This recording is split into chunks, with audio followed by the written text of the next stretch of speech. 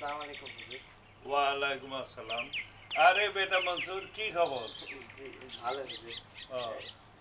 হুজুর আপনার কাছে একটা আবদার নিয়ে আসছিলাম, কিন্তু কিভাবে বলবো ঠিক বুঝতে পারতেছি না।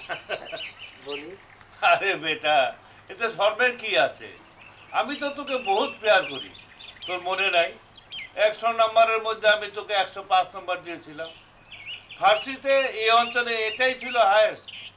হেডমাস্টার সাহেব তো কিছুতেই শুনবেন না, আমিও বেগে বসলাম। যে ছেলে ফার্সিতে খাতায় একটা অক্ষর ভুল লেখে নেই, তাকে আমি 5 নম্বর বক্সিস দিতে পারবো না? এবার বল, কি জন্য এসেছিস? হুজুর, এই আদু ভাইকে তো আপনি চেনেন, ওই যে আদু মিয়া ক্লাস 7 এর। বেত্তামিজ, ও তো একটা বেত্তামিজ, না লায়ক, খোদা না ফরমান মত না। এ তো দেখি হারেসটা।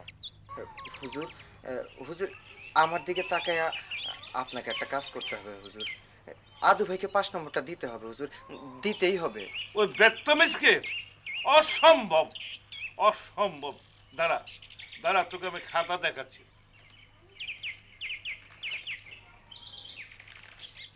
দেখ দেখ কি লিখেছে। হ্যাঁ, এখন তো দয়া করে আমি ওকে 30টা নম্বর বকশিস দিতে পারি না।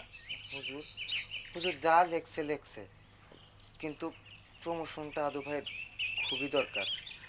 আদু ভাইয়ের ছেলে এবার প্রমোশন পেয়ে ক্লাস 7 এ উঠছে, এখন বাপ ছেলে একই ক্লাসে। আদু ভাই ব্যাপারটা মাইনে নিলেও ওনার স্ত্রী ব্যাপারটা কোনো অবস্থাতে মাইনে নিতেছে না, সারাদিন ভাবি কান্নাকাটি করছে।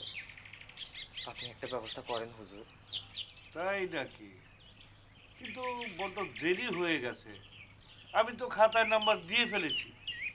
কিন্তু তুই কার জন্য অনুরোধ করছিস? হ্যাঁ, দেখ কত বড় ব্যর্থবিস, একটা ফার্সি শব্দ খাতায় নেই, তার উপর থিসিস রচনা করেছে।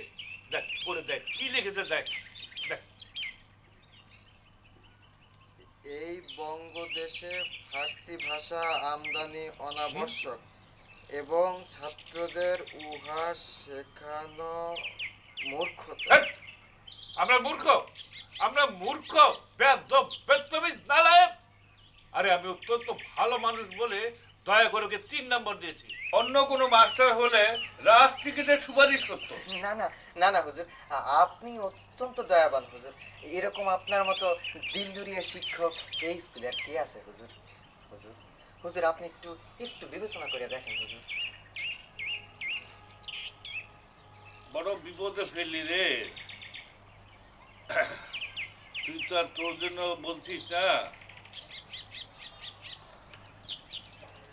ঠিক আছে, দিলাম, 33 করে দিলাম।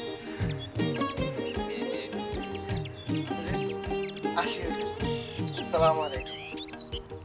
ওয়ালাইকুম আসসালাম। বাবার ছেলে একই ক্লাসে, বড় দুঃখজনক। তুমি দেখো আদম কি লিখেছে, আমি তোমাকে তা দেখাচ্ছি। এই দেখো, সে লিখেছে প্রশ্নকর্তা ভালো ভালো অঙ্ক রেখে দিয়ে কিছু অনাবশ্যক প্রশ্ন করেছে। আবার সে কিছু ভালো ভালো অঙ্কের কথা লিখে তারপর সঠিক উত্তর দেওয়ার জন্য চেষ্টা করেছে। পাগল। স্যার, স্যার প্রশ্নের সাথে মিল না থাক, কিন্তু আদু ভাই যে অঙ্কগুলো করছে সেগুলো যদি ঠিক হয় তাহলে তো তাকে নাম্বার দেওয়া উচিত। আরে তা তো দেওয়া যেত, সেগুলো তো ঠিক হলে দেওয়া যাবে। স্যার ভুল হোক আর যাই হোক, তাই বলে বাপ আর ছেলে এক ক্লাসে পড়বে, এটা হয় নাকি স্যার? স্যার একটু বিবেচনা করে দেখেন স্যার, আমাদের আমাদের মৌলভী স্যার কিন্তু আদু ভাইয়ের 5 নম্বরটা দিয়ে দিছে। হ্যাঁ, তা তিনি পারেন, কারণ তিনি ছাড়া ফার্সি আর কেউ বুঝেন না। তবে অঙ্কের বেলা আমার পক্ষে তা সম্ভব নয়। তবে হেড স্যার যদি তাকে কনসিডার করেন, আমি তার জন্য বিবেচনা করব। ইতিহাসে পাশ করা তো সহজ বিষয় না, তার উপর আদু ভাইয়ের মতো চিন্তা করলে সে কি লিখেছে শুনবে? লিখেছে কোন রাজা কোন মন্ত্রীর ছেলে, সে কথার নাকি কোনো প্রমাণ মেলে না। ও ক্লাস 7-এ বসে প্রমাণ করুক, যেদিন প্রমাণ মিলবে সেদিন প্রমোশন মিলবে। ছবি এঁকেছে, লর্ড ক্লাইভ আর সিরাজউদ্দৌলা ছবি এঁকেছে। লিখে না দিলে বোঝার উপায় নাই কোনটা সিরাজউদ্দৌলা আর কোনটা লর্ড ক্লাইভ। আচ্ছা স্যার, আমি আসি। আসসালামু আলাইকুম। ওয়ালাইকুম। প্রমোশনটা যে খুবই দরকার মনসুর, এখন আমার কি হবে? আদু ভাই, আমি আমি মৌলভী স্যার ছাড়া আর কাউরে রাজি করাতে পারিনি।